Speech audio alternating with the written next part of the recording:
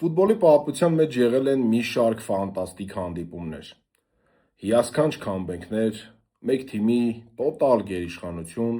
մենք տեսել ենք շատ ֆանտաստիկ խաղեր, բայց այն ինչ եղավ այս Չեմպիոնների լիգայի կիսաեզրափակիչ առաջին խաղում, դա իմ կարծիքով այն էր, ինչ համաշխարհային ֆուտբոլը դեռևս չէր տեսել։ Ողջույն ընկերներ, ձեզ հետ է նորից Վակ Սպորտսի Վահագն Ամիրջանյանը եւ ես եկել եմ քննարկելու Չեմպիոնների լիգայի կիսաեզրափակիչ առաջին հանդիպումները։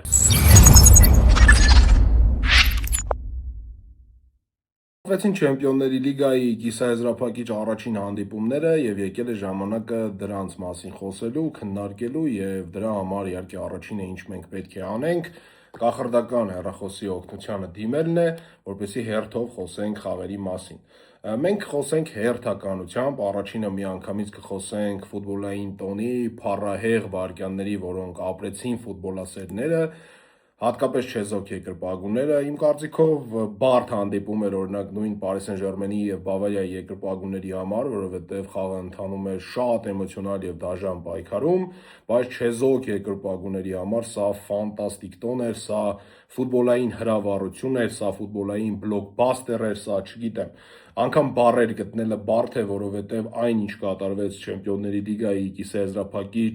առաջին խաղում Պարիս Սեն-Ժերմեն Բավարիա խաղում, դա աննկարագրելի գեղեցիկ էր, դա աննկարագրելի անհավատալի էր եւ դա ուղղակի Չեմպիոնների լիգայի պատմության լավագույն խաղն էր եւ գուցե նաեւ ֆուտբոլի պատմության լավագույն խաղն էր։ Սկսենք ամենասկզբից, խաղի մեկնարկում հանգիստ պայքար էր, երկու թիմերն էլ լավ կազմերով էին դուրս եկել, մարտունակ կազմերով էին դուրս եկել, այո չկար Գնաբրին, Ֆաբիան Ռուիսը նոր էր վնասվածից կարգավորվել եւ մեկնարկային կազմում չէր, հետո պետք է իհարկե նա մտներ դաշտ, դրա մասին մենք դեռ կհասցնենք խոսել։ Եվ ընդհանուր առմամբ երկու թիմերն էլ մարտական կազմերով էին դուրս եկել եւ սպասվում էր, որ թիմերը պետք է իրենց ռոմանտիկ ֆուտբոլով մեզ հիացնեն, իհարկե սպասելիքները եւ ցանկությունները խաղում լրիվ այլ պատկեր ստացան, որովհետեւ այո մենք սպասում էինք ֆանտաստիկ ֆուտբոլ, բայց որ նման մակարդակի ֆենոմենալ ֆուտբոլ մեզ ցույց կտան թիմերը, իհարկե մենք չէինք սպասում։ Խաղի առաջին, այսպես ասած, 10 րոպեները անցան շատ հանգիստ, այսպես ասած, որոնողական ճանապարհներով, երկու թիմերն էլ փորձում էին հասկանալ մեկը մյուսին, գտնել մրցակցի թույլ կողմերը, եւ խաղը սկսեց ակտիվանալ գնալով, Բավարիան մեծ ակտիվություն ձեռք բերեց եւ կարողացավ 11 մետրանոց վաստակել եւ առաջին տպավորությունը 11 մետրանոցի դրվագի հետ կապված մի քիչ կասկածելի էր, որովհետեւ առաջին կրկնապատկերի ժամանակ այդքան լավ չէր երևում այդ հպումը, երկրորդ կրկնապատկերի ժամանակ արդեն այդ հպումը երևաց, այո, սահմակման ժամանակ Պաչոն առաջինը հարվածեց Լուիս Դիասի ոտքին, հետո նոր ընկնելիս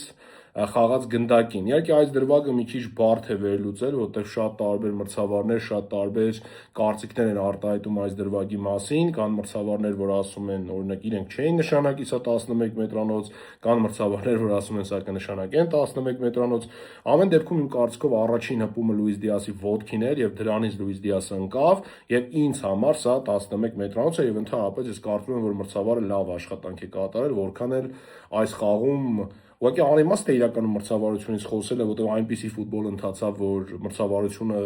յետին պլանում պետք է լինի, բայց քանի որ սկանդալային դրվագներ եւս եղան ըստ որոշ ֆաների, պետք է նաեւ անդրադառնալ դրանց։ Իմ կարծիքով սա 11 մետրանոց էր, Քեյնը մոտեցավ, վստահորեն իրացրեց հաշիվը դարձավ 0-1։ Սրանից հետո իհարկե Բավարիան շատ մեծ ճնշում էր գործադրում, կար տպավորություն, որ Պարիս Սեն-Ժերմենը ընդհանրապես խաղի հունը չի բռնել դեռևս, ու Բավարիան իրոք անակնկալ տեմպով այդ հարձակման ֆանտաստիկ ներուժով մեկը մեկի հետևից խլում էր գնդակը դաշտի կենտրոնում, որտեղ հենակետային գոտում հիմնականում Պարիս Սեն-Ժերմենը առավելությունը տալիս էր Բավարիային, որտեղ Բավարիան Հարի Քեյնի միջոցով հիմնականում դաշտի կենտրոնում առավելություն էր ստանում խաղի մեկնարկում եւ մենք բոլորս գիտենք, այո, Ժոաո Նևեշը եւ Վիտինյա երկուսն էլ միաժամանակ կատարում են 6-ի եւ 8-ի պարտականություններ, բայց ոչ միշտ է, որ նրանք կարող են կատարել իդեալական 6 համարի պարտականություն։ Իրականում եւ Ժոաո Նևեշը եւ Վիտինյան վատ հանդիպում չանցկացրեցին, բայց այդ դաշտի կենտրոնում այդ առավելությունը նկատվում էր Բավարիայի կիսապաշտպանների եւ հատկապես Հարի Քեյնի ֆանտաստիկ աշխատանքի շնորհիվ, որ անընդհատ գալիս էր դաշտի կենտրոն եւ եղավ մի հիանալի հնարավորություն, որտեղ Օլիսեն մեն-մենակ մնաց դարպասապայի առաջ, բայց հիասքանչ սեյվ կատարեց Սաֆոնովը, սա ամենակարևոր պահերից մեկն էր այս խաղի, որովհետեւ եթե Բավարիան այս դրվագում գոլ խփեր, մենք չգիտենք, թե ինչպիսի սցենարով խաղը կընթանար, եթե հաշիվը դառնար արդեն 0-2։ Բայց այդ գոլը չեղավ եւ սրանից հետո Paris Saint-Germain-ը միացրեց արդեն իր արագությունները, սրանք խելահեղ արագություններ էին ու ընդհանրապես այս խաղի ինտենսիվությունը դա երևի ֆուտբոլի պատմության ամենաբարձր ինտենսիվությունն էր, դրա մասին փաստեց նաեւ Լուիս Էնրիկեն եւ ես ինքս ինչքան ֆուտբոլ եմ դիտում, երբեք չէի տեսել, որ երկու թիմերը կարողանան այդքան արագ խաղալ։ Այո, ես միշտ նշել եմ, որ իմ համար Paris Saint-Germain-ը ավելի արագ թիմ է, հատկապես եզրերում, ու հենց եզրերում են ուներ առավելություն Paris Saint-Germain-ը Բավարիայի նկատմամբ, իսկ կենտրոնում առավելություն ուներ Բավարիան։ Եվ հենց այս երկու զենքերի միջոցով էլ թիմերը կարողանում էին ուղղակի սպառնալ իրար դարպասին։ Paris Saint-Germain-ը ակտիվացավ, նախ Դուեի փոխանցումից հետո Խվիչյան հավասարեցրեց խաղի հաշիվը, սրանից հետո արդեն անկյունային խաղարկում, մինչև այդ անկյունային խաղարկումը եւ մինչև Խվիչյայի գոլը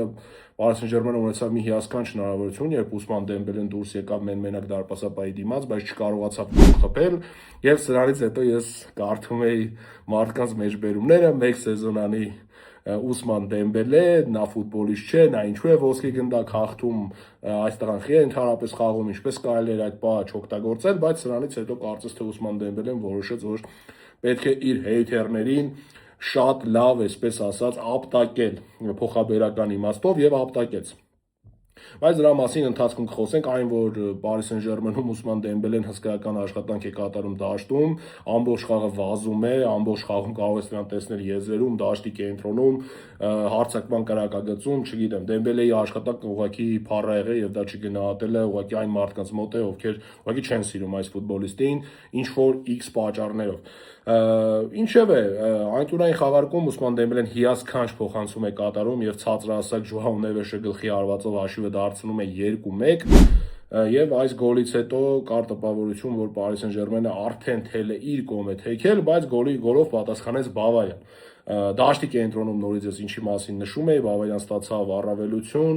Պավլովիչը գտավ Օլիսեին, Օլիսեն եկավ առաջ եւ հարվածեց։ Իմ կարծիքով Սաֆոնովը այստեղ կարող էր փրկել, բայց Սաֆոնովը չփրկեց եւ հաշիվը դարձավ 2-2։ Երբ թվաց, թե այս խելահեղ առաջի խաղակեսը ավարտվելու է 2-2 հաշվով, որտեղ թիմերը ուղղակի աննորմալ արագություններ էին տալիս, առանց դաշտի կենտրոնի խաղեր ընթանում եւ թվում էր, որ շատ գոլեր են դեռևս լինելու եւ եղան իհարկե, բայց ամեն դեպքում թվում է, որ այս խաղակեսը կավարտվի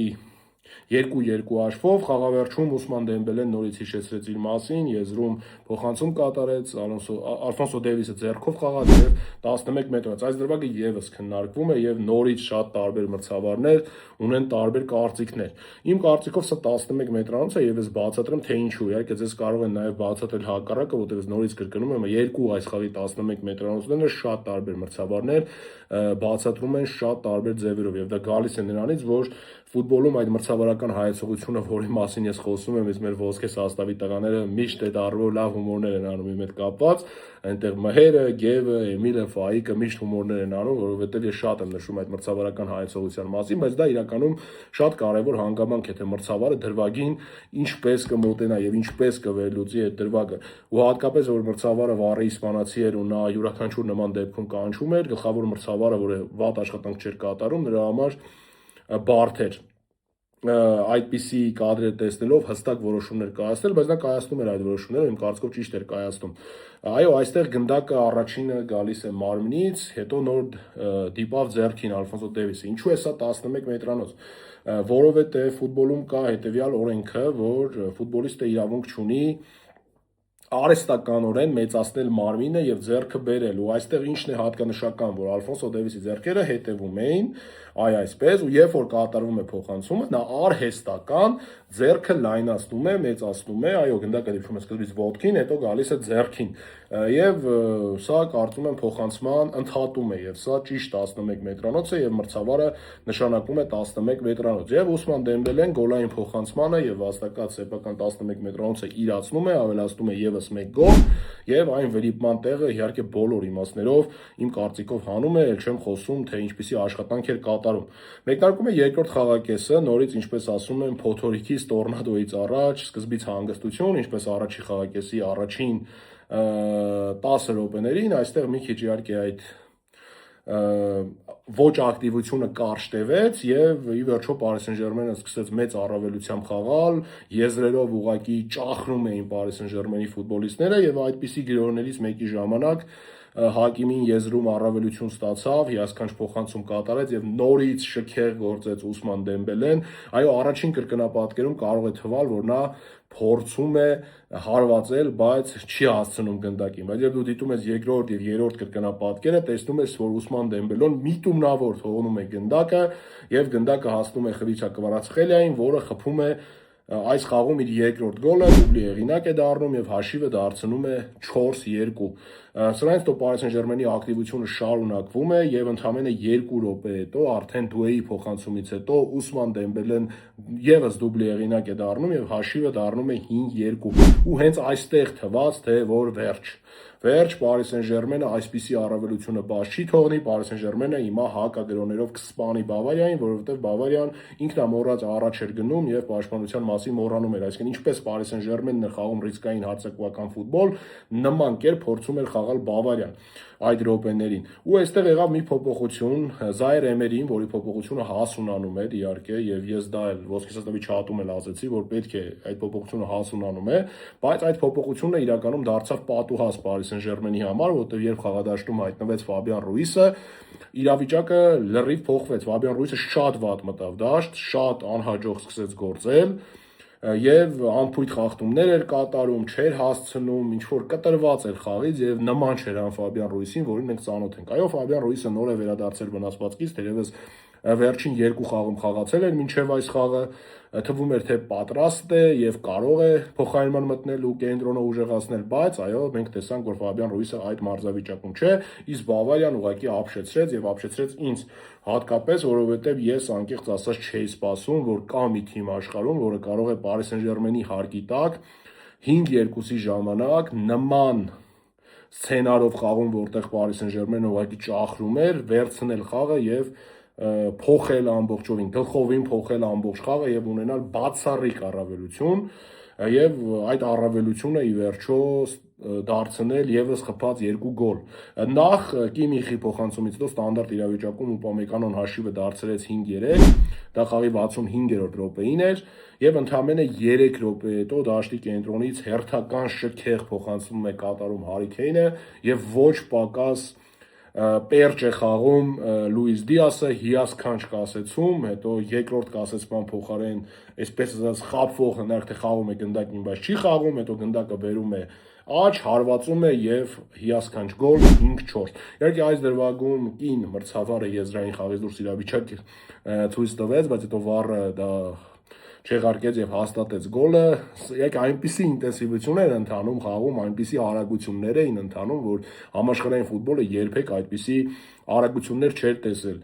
Դրա համար այստեղ ես մրցավարներին չեմ կարող մեղադրել, որ նրանք երբեմն կարող են օրինակ այսպիսի բացեր թույլ տալ, որտեղ նման արագություն երբեք ֆուտբոլում չի եղել ու շատ բարդ է նկատել, թե որ ֆուտբոլիստներ ճիշտ բան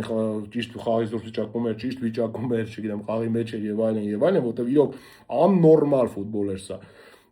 Բավարիան սրանից հետո ուներ խաղային մեծ առավելություն, Բավարիան ավելի լավ էր ֆուտբոլ խաղում, բայց Paris Saint-Germain-ը մեկումեջ, այսպես ասած,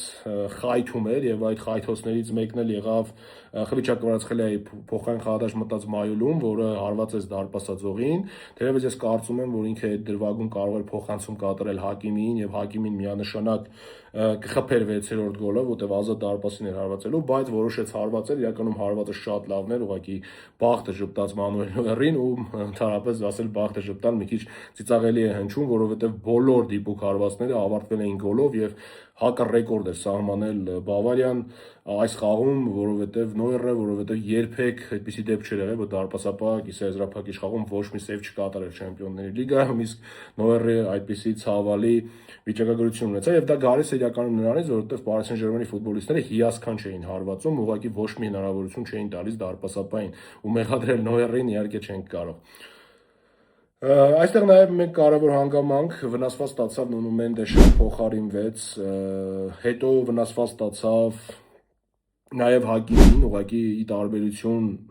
Նունու Մենդեշի Հակիմին հաստատ չի խաղալու Paris Saint-Germain-ի հաջորդ պատասխան խաղում Բավարիայի հետ նա բաց թողնելու 2-ից 3 շաբաթ, Նունու Մենդեշի հետ կապված ինչ-որ նորություններ չկան, երևի դա ավելի շատ հոգնածության ինչ-որ մականային լարվածություններ եւ նա հավանաբար կլինի, ինչը լավ նորություն է Paris Saint-Germain-ի համար, բայց Հակիմի վնասվածքը իհարկե վատ նորություն է, ասում են, որ որոշակի խնդիրներ ունի նաեւ Ալֆոնսո Դեվիսը եւ հուսանք նրա հետ եւս ամեն ինչ լավ կլինի, որովհետև պետք է որ այսպիսի խաղերում խաղան լավագույն ֆուտբոլիստները։ Ընդհանուր առմամբ Բավարիան ստեղծեց ավելի, ինձ թվում է, գոլային պայերով ավելի վտանգավոր պայեր առաջին հայացքից, թերևս Paris Saint-Germain-ը եւս ուներ հիասքանչ պահեր եւ գուցե ավելի շատ էր Paris Saint-Germain-ը հարվածում, բայց Բավարիայի պահերը իմ կարծիքով սրության առումով մի քիչ ավելի սուր էին եւ դա նաեւ փաստում է XG-ին, թերևս այնպիսի հանդիպում էր ընթանում, որը կարող էր ամեն ձև ավարտվել եւ հիասքանչ այս խաղին բնորոշում տվեց խաղից հետո Լուիս Էնրիկեն, երբ ասաց, որ այսպիսի ֆուտբոլ իր կարիերայում երբեք չէր եղել, սա լավագույն խաղն էր, որտեղ իրենք կարող էին հաղթել, կարող էին ոչ ոքի խաղալ, կարող էին պարտվել, ես շնորհավորում եմ բոլորին, որովհետև այսօր ֆուտբոլը հաղթեց։ Եվ իրոք ֆուտբոլը հաղթեց, որովհետև մենք միասին դիտեցինք աննորմալ ֆուտբոլ։ Ֆանտաստիկ խաղ անցկացրեց դիտեմ նորից նշեմ Օլիսեն, ընդհանրապես երկու թիմերի հարձակման եռյակները շքեղ հանդիպում անցկացրեցին, բոլորը ստացել են 8-ից բարձր գնահատական, դա ամեն ինչի մասին խոսում է։ Ես ուզում եմ մի հետաքրքիր փաստի մասին նշել Օլիսեի հետ կապված, Օլիսեն այս մրցաշրջանում յուրաքանչյուր խաղում, երբ որ խաղացել է եզրային պաշտպանի դեմ, գոնե 1 անցում կատարել է։ Նրա ամենաանհաջող խաղը, որտեղ նա այսպես ասած այդքան էլ նկատելի չէ, դա Բորուսիա Դորտմունդի հետ խաղն էր առաջնությունում, երբ Սվենսոնը հիասքանչ խաղաց եւ այդ եզրում ուղակի պահում էր ամեն ձև Օլիսեին, բայց Օլիսեն անգամ այդ խաղում ուներ հաջող դրիբլինգի փորձ։ Բայց մի խաղ է եղել ընդամենը թարապես այս առաջությունում, որտեղ Օլիսեն չի կարողացել մեկը մեկի դեմ շրջանցել, ոչ մի անգամ եւ դա Մենդին է։ Այո, հիմա մարդիկ կհիշեն, կասեն, բա որ են բերեց կենտրոն հարվածեց, գոլ խփեց, բայց դա անցում չէ, ընկերներ, դա անցում չի համարվում, անցում համարվում է, երբ որ դու եզրով շրջանցում ես պաշտպանին, այլ ոչ թե բերում ես կենտրոն, երբ որ բերում ես, դա արդեն պաշտպանի, այսպես ասած, եզրային պաշտպանի պատասխանատվության տակ չի մտնում եւ սա իրականում ֆենոմեն է, որովհետեւ Նունու Մենդեշին էլ մենապայքարներում 5-ից 4-ում նա շրջանցել է, ինչը իհարկե ֆենոմենալ ցուցանիշ է։ Մենդեշը ընդամենը 1 անգամ էր կարողացել կասեցնել Օլիսեին։ Օլիսեն գնում է ոսկե գնդակի հետևից, Հարի Քեյնը գնում է ոսկե գնդակի հետևից, Ուսման Դեմբելեն գնում է ոսկե գնդակի հետևից եւ շատ մարդիկ նշում են, որ Խվիչյան եւս գնում է ոսկե գնդակի հետևից։ Ես այս անունների շարքում իհարկե կավելացնեմ նաեւ Վիտինյային, բայց մենք բոլորս հասկանում ենք, որ ամեն ինչ ի վերջո որոշելու է աշխարհի առաջնությունը։ Իրականում այս հանդիպումը այնպիսի հանդիպում էր, որ պատասխան խաղում ով էլ դուրս մնա, մենք շատ տխրելու ենք, որտեղ այս երկու թիմերն էլ արժանի են լինել եզրափակչում, այս երկու թիմերն էլ արժանի են ականջավոր գավաթին, որովհետև այն ֆուտբոլը, որը ցուցադրում են Բավարիան ու Paris Saint-Germain-ը, դա բոլորի սիրելի, այն ռոմանտիկ, մեծ արագություններով, հարձակվողական, այսպես ասած, բաց հետևով հանդիպում է, այո, մի քիչ կոպիտ է հնչում, բայց հենց այդպես է, սա հարձակողական, չոր հարձակողական ֆուտբոլ է, ռոմանտիկ ֆուտբոլ է, որը շատ հաճելի է դիտել եւ հաճելի է, երբ որ հենց այդպիսի թիմերն են հաղթում նման կարևոր գավաթներ։ Ինչ կլինի պատասխան խաղում բարդ է ասել։ Բավարիան խաղից առաջ ըստ շատ էքսպերտների ֆավորիտ էր, ըստ իս Paris Saint-Germain-ի շանսերը ես մի քիչ ավելի մեծ էի համարում, բայց այն ինչ ցույց տվեց Բավարիան 5-2-ից հետո իմ մոտ մի քիչ մտքեր փոխվեցին, ոչ թե այն առումով, որ ես հրաժարվեցի, որ Paris Saint-Germain-ն է անցնելու, այլ այն մտքով, որ ես այլևս համոզված չեմ, որ Paris Saint-Germain-ն է անցնելու, որովհետև Բավարիան ցույց տվեց այնպիսի ուժ, որ ուղղակի ինձ ասեց, որ ոչ, մենք եւս շատ ուժեղ ենք եւ Մյունխենում ընդամենը 1 գոլի առավելությունը եւ հատկապես Հակիմիի վնասվածքի ֆոնին, որը հաստատ չի խաղալու եւ Նունու Մենդեշի, այսպես ասած, անորոշության ֆոնին, մենք դեռևս ոչ մի նորություն չունենք եւ դա եւի լավ նշան է, որ չունենք։ Այս ֆոնին Բավարիան կմնա ֆավորիտ իմ կարծիքով Մյունխենում, անգամ 1 գոլ պարտվելուց հետո առաջին խաղում։ Տեսնենք ինչ կլինի պատասխան խաղում, ես կարծում եմ, որ մեզ ֆենոմենալ հանդիպում է սպասվում նաև պատասխան խաղում, գուցե չլինի այնպիսի կրակոտ, ինչպիսին այս խաղն էր, եւ գուցե ընդհանրապես ֆուտբոլի պատմության մեջ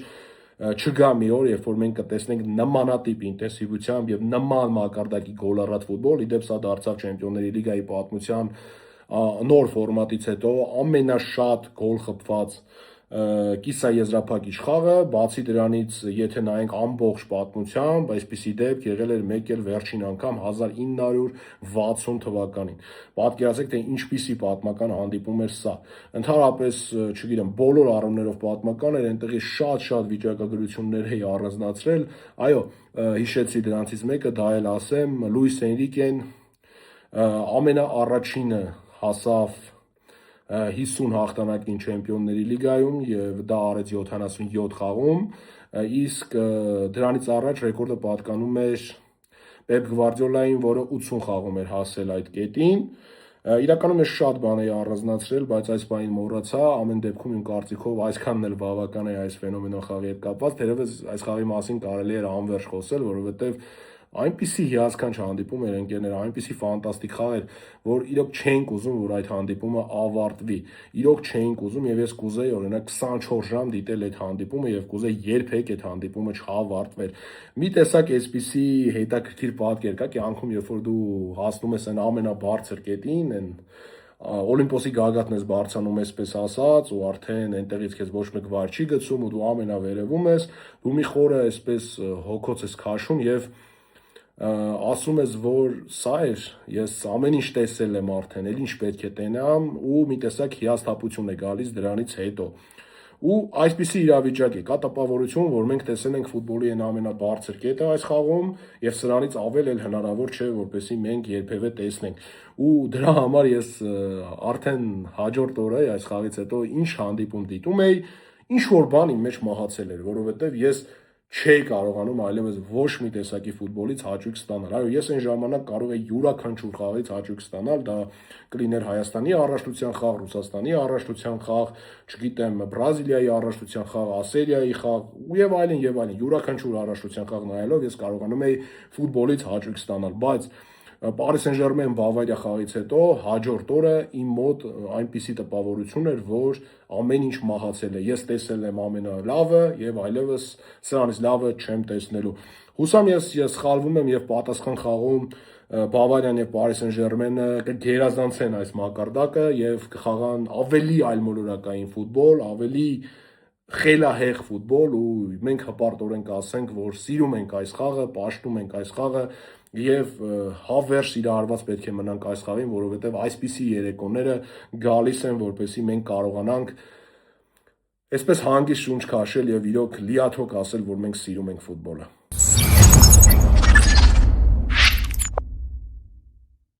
Հիմա խոսենք Չեմպիոնների լիգայի կիսաեզրափակիչ երկրորդ խաղի մասին, Ատլետիկո Մադրիդ Արսենալ, Մետրոպոլիտանոյում Ատլետիկո Մադրիդը հյուրընկալել էր Արսենալին եւ այն սպասելիքները, որոնք խաղից առաջ էին, իհարկե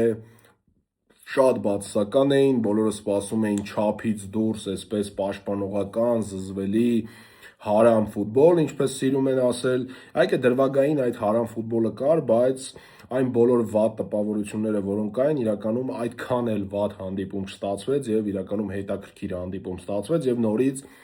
եղան դրվագներ, որոնք մեր ուշադրության կարիք ունեն մրցավարության առումով եւ նորից շատ տարբեր մարդիկ, շատ տարբեր կարծիքներ ունեն։ Առաջին խաղակեսի մասին խոսենք, ընդհանուր առմամբ առաջին խաղակեսը մոտ էր այն լոգիկային, ինչը սպասվում էր, որտեղ երկու թիմերն էլ չափից դուրս զգուշավոր էին խաղում, երկու թիմերն էլ պաշտպանվում էին հիմնականում ավելի զգույշ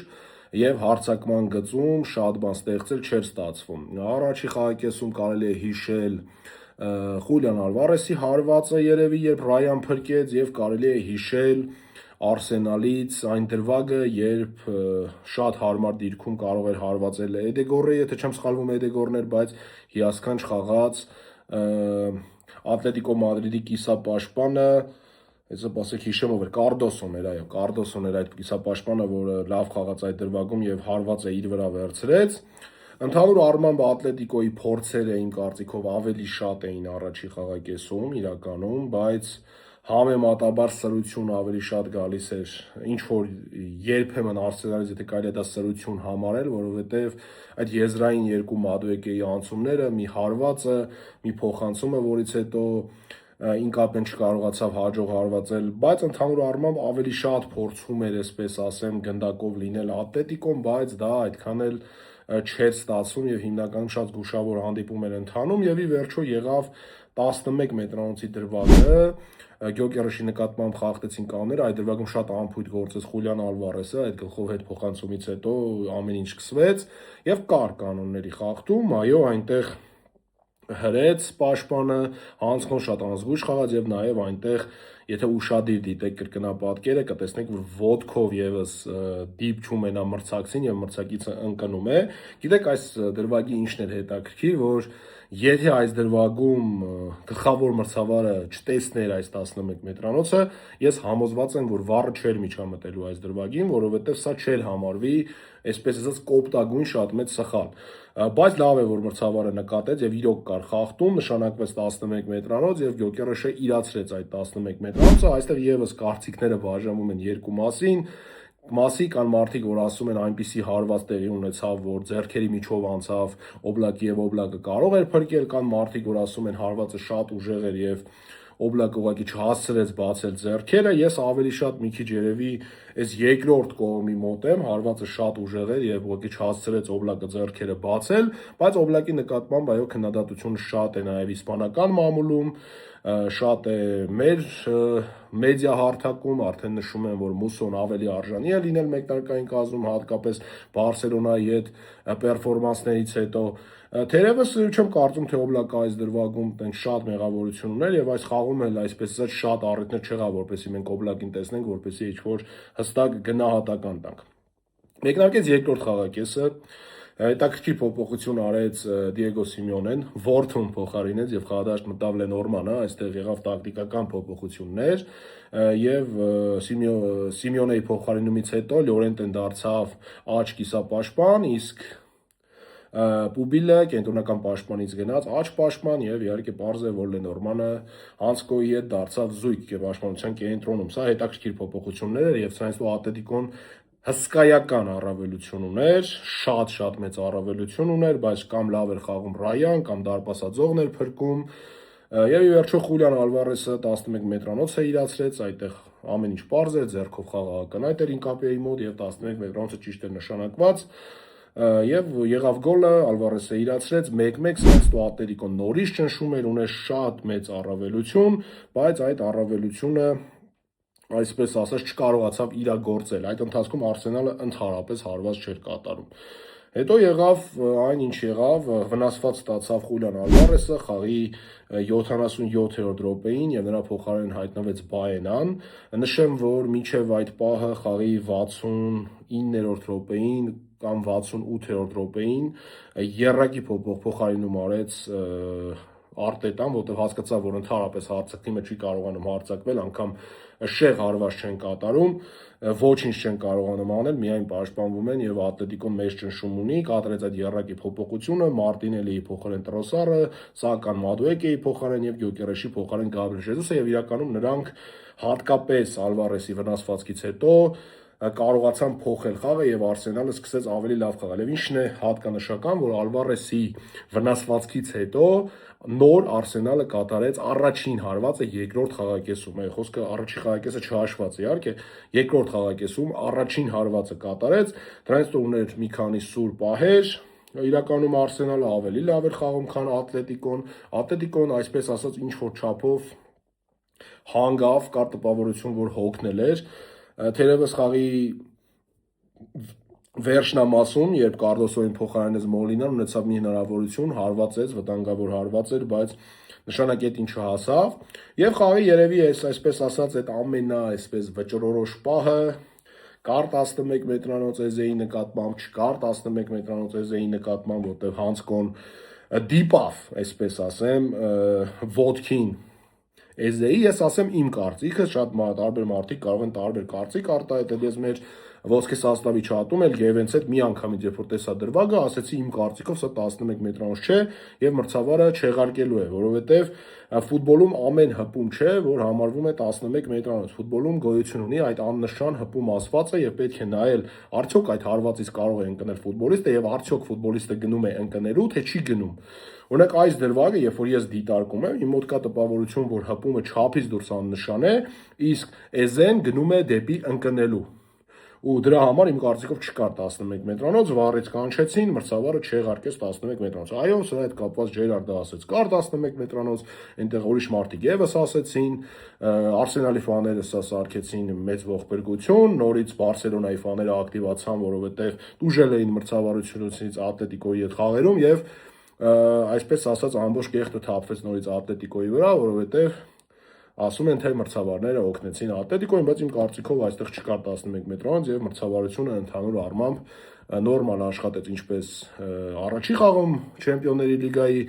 Paris Saint-Germain բավարարը, որտեղ ելի կային ինչ-որ սկանդալային խոսակցություններ, ինչպես նաեւ այս խաղում մրցավարությունը ես գնահատեմ նորմալ։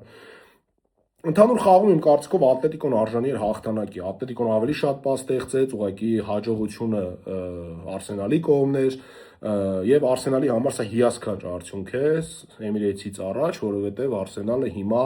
կունենա հնարավորություն, այսպես ասած, սեփական հարկի տակ ամեն ինչ լուծելու։ Մենք իհարկե արդեն տեսել ենք, որ Արսենալը Սպորտիկի հետ սեփական հարկի տակ խնդիրներ ունեցավ եւ գուցե խնդիրներ ունենա Ատլետիկոյի հետ նաեւ սեփական հարկի տակ, բայց ակնհայտ պետք է նշել, որ այս պահին ֆավորիտը Արսենալն է եւ այս հաշիվը Արսենալի համար ձեռնտու էր եւ Արսենալը կարող է այս հաշվի պայմաններում սեփական հարկի տակ ամեն ինչ վճռել եւ դուրս գալ Չեմպիոնների լիգայի եզրափակիչ 20 տարի անց։ Տեսնենք թե ինչպես կստացվի, ամեն դեպքում իմ կարծիքով Ատլետիկոն ավելի լավ խաղաց։ Առաջի խաղակեսում մենք տեսանք ինչ-որ չափով հարամբոլ, երկրորդ խաղակեսում մենք տեսանք ֆուտբոլ եւ այդ ֆուտբոլը հիմնականում խաղաց Ատլետիկո Մադրիդը միջև Ալվարեսի վնասվածքը, որտեղ դրանից հետո հոգնեց, Արսենալը ակտիվացավ ու ինչ-որ բաներ նաեւ առաջարկեց Արսենալը, բայց ընդհանուր առմամբ մենք տեսանք նորից այնպիսի ֆուտբոլ, երբ Արսենալը փորձում էր մրցակցին զրկել ֆուտբոլ խաղալու հնարավորությունից եւ ինքն էլ ֆուտբոլ չէր խաղում։ Չգիտեմ ինչ կլինի պատասխան խաղում, ես հակակրանք ունեմ եւ Ատլետիկո Մադրիդի նկատմամբ եւ Արսենալի նկատմամբ որպես թիմեր ու իրենց ցուցած խաղով, թերևս եթե այդ հակակրանքների այսպես ասած բախումը անցկացնեմ, Արսենալի խաղի նկատմամբ ավելի մեծ հակակրանք ունեմ, որովհետեւ ինձ ընդհանրապես դուր չի գալիս թե ինչ է անում Արսենալը։ Այո, եթե Արսենալը վերջում արդյունքի հասնի, հաղթի ԱՊԼ-ն, հաղթի Չեմպիոնների լիգան, ես ամբողջովին արդարացի կհամարեմ այն ինչ արեց Արտետան, որովհետեւ մինչեւ այս տարի ես միշտ հիացել եմ Արսենալի ֆուտբոլով եւ միշտ Արսենալի խաղերը նայել եմ պարտադիր բոլոր խաղերը ու հաճույք եմ ստացել, որովհետեւ Արսենալը դա